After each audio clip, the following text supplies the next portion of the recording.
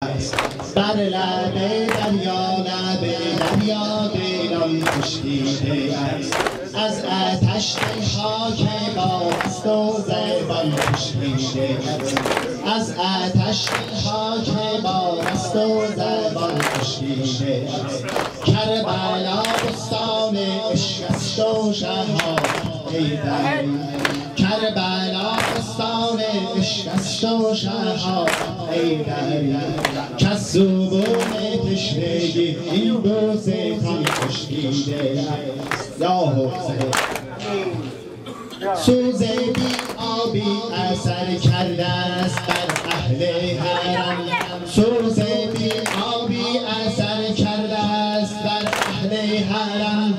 هر طرف بینی لب پیر جوان خشکیده است، هر طرف بینی لب پیر جوان خشکیده است.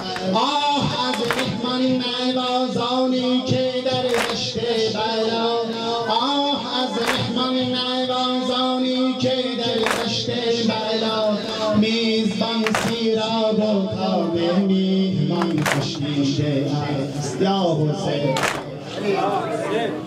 میزبان سیراب و تاب میهمان خشکیده است. دامن مادر چو دریا از غرش چون ماهی است، دامن مادر چو دریا از غرش چون ماهی است. تام ماهی بر لب آب روان خشکیده است. یا زهرا نازمین همت که ابناس آید از دریا بری، نازمین همت که ابناس آید از دریا بری.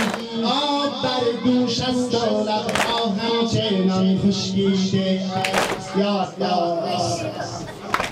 آب بر دوش است و لبها همچنان خشکیده است.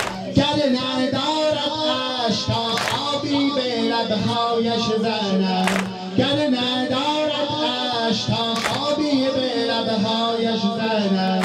چشم روها سوز و جان خشکیده است، چشم روها سوز جان خشکیده. یا زینب زینب سرگشته دوران، سرگشته دوران. زینب سرگشته دوران، آواره طوفان. زینب